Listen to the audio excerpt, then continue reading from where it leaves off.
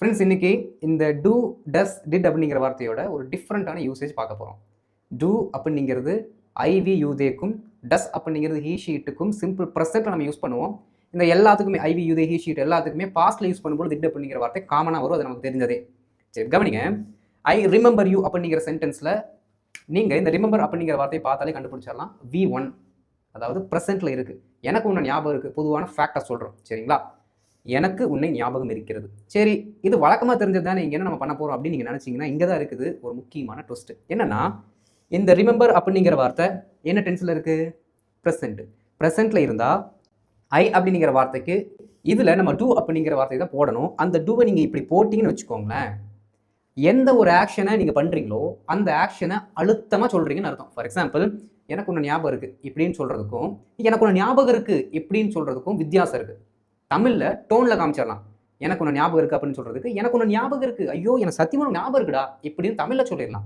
இங்கிலீஷில் அப்படி சொல்ல முடியாத காரணத்தினால் நாம் என்ன பண்ணுறோன்னா, இந்த எக்ஸாக்டாக என்ன வேர்பில் வரக்கூடிய அந்த டூவோ டஸோ அந்த வார்த்தை இருக்கோ அதை போட்டு விட்டோம்னா வேலை முடிஞ்சது நண்பர்களே. புரியுதுங்களா? ப்ரெசென்ட் இருக்கிறதுனால டூ போடுறோம். பாஸ்ட்டாக இருந்துச்சுன்னா டிட். ஆனால் அங்கேயும் ஒரு முக்கியமான விஷயம் இருக்குது, நீங்கள் கற்றுக்கணும். பாருங்கள், அவள் வந்தாள். அவள் வந்தா அப்படின்னு சொன்னது ஷீ கேம் அப்படின்னு நம்ம எழுதியிருக்கோம். She came. அவள் வந்தாடா இப்படி சொல்லும் பொழுது நாம் என்ன பண்ணணும் அப்படின்னா, இப்போ பாருங்க, come, game, come, V1, V2, V3 அது என்னவாக இருந்தாலும் நண்பர்களே, நீங்கள் எப்படி சொல்லணும்னா டிட் அப்படிங்கிற வார்த்தை போட்டு மறுபடியும் V1 ஃபார்மெட்டை தான் பின்னாடி போடணுமோ தவிர இங்கே கேம்னு போட்டிங்கன்னா தப்பாகிடும். போடக்கூடாது அப்படி. புரியுதுங்களா? அப்போ வரக்கூடிய இந்த மாதிரி அழுத்தம் கொடுக்கக்கூடிய எல்லா வார்த்தைகளுக்குமே நீங்கள் என்ன பண்ணணும்? V1 தான் யூஸ் பண்ணணும். ஆனால் முன்னாடி டூ, டஸ், டிட் அப்படிங்கிற வார்த்தையின் மூலமாக நீங்கள் அதனுடைய டென்ஸை தெரிவிச்சுக்கலாம். புரியுதுங்களா? சரி, கவனிங்க. She did come. She did come. அவ வந்தா. அடா வந்தாடா, சத்தியமா வந்தா. அடுத்து பாருங்க, பரமேஷ் நன்றாக பாடுகிறான். பரமேஷ் நன்றாக பாடுகிறான்.